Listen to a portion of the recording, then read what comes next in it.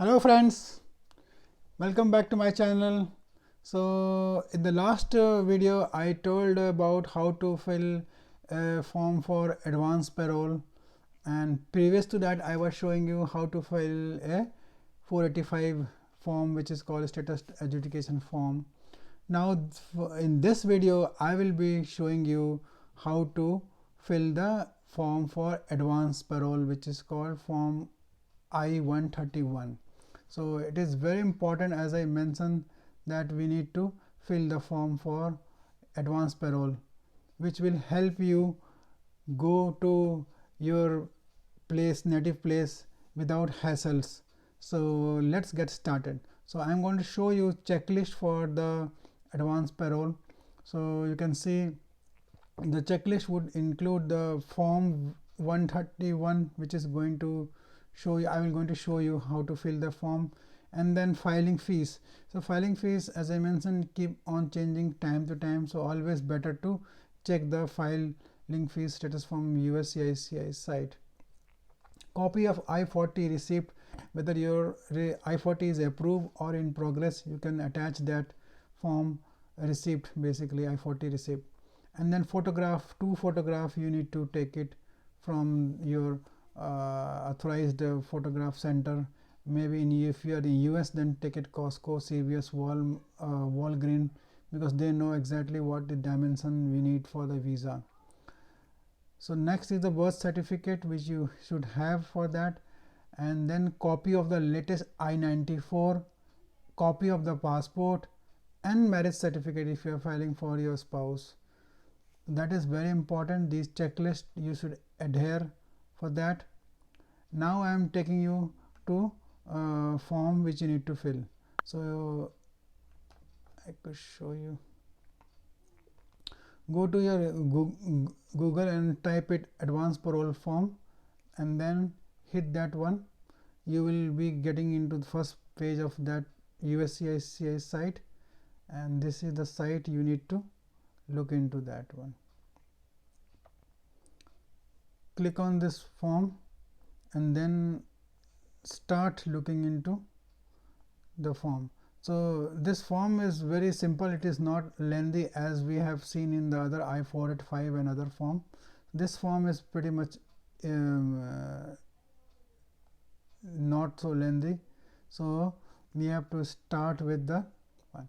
So now we can see the family first name, information about you, like this is the important file you have to important information, so you have to fill that one: family first name, last name, and then middle name if at all you are having, and then physical address.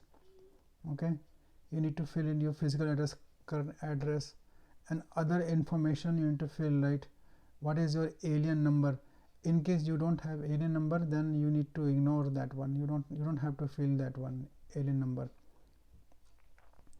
And then country of birth, country of citizenship, class of admission. So class of admission is that you need to mention that in case you have came to US in H1B or L1 or F1, any visa type you need to mention, right? That is a class of admission. And then gender, male, female, date of birth, social security number if any you can fill, and then application type. So you have to mention that what is the type of admission application type you want to fill. So basically you can mention that I am applying to advance parole. Basically this option is more suitable for any H1B or L1A kind of option. There are options in the other advance parole where if you got the green card, then you have to be in US consequently for 6 months, otherwise your visa or the green card will be cancelled. So in this case, if you go more than 6 months, then you should take advance parole and then you go out of the country, so that when you come back there should not be issue. That is what even for the permanent resident advance parole is needed. Okay, now move to the next section, processing information. when are you planning to visit outside of the US, so that you have to mention, right? So tentatively you can give date, that is not a problem. They don't need any exact information, they don't need any tickets also, so you can give that information in that format, like what is that, 6 months before, 6 months after you can give also, that is also not a problem. And then you have to mention the length of this trip, 1 month, 2 months, whatever month, 10 days you can mention over there. So and then you have to mention, are you or a person included in this now in exclusion, deportation and removal? So usually should be no, so you should fill that form accordingly.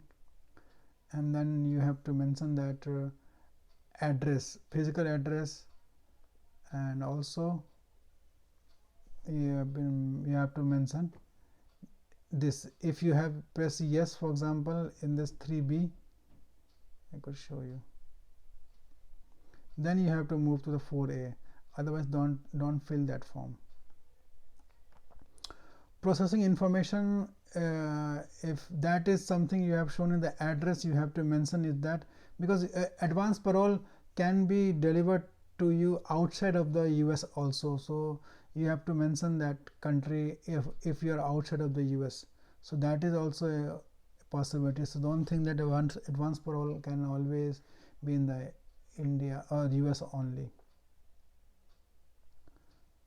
And then is the purpose of the trip. So advance parole is basically given to you for the reason which is beyond your control, like emergencies and all, so that you have to mention. Say for example, you have to meet your ailing parents or some medical reason you have to visit, so those things you have to mention.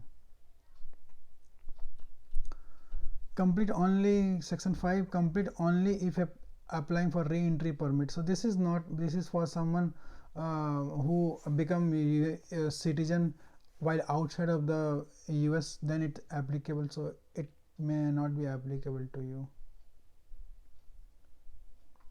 So these sections are also may not be applicable because only applicable to the refugees, so you don't have to worry about those things. And then section 7, so section 7 you have to mention if you are a qualified advance parole, then you have to mention like how many trips you wanted to do. For example, like one trip, more than one trip. Usually you should select more than one trip, so that it should be safer side, because you never know how many years it will take you to get the green card. So you choose more than one trip, that will be good. So and then which place of that you wanted to visit, city, country, and address you have to give. And then signature of the applicant, this is important, very important. Don't forget to put the signature of the applicant along with the date, time, phone number.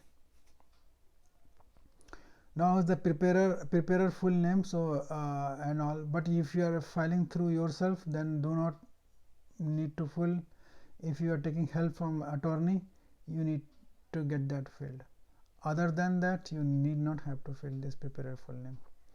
So all in all, this I-131 form is comparatively very easy, as we have seen in the other forms like 485, which is very cumbersome.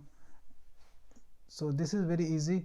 So my request is that pay very detailed, because any information misrepresentation of information will be very costly for you. Pay detailed eye for that.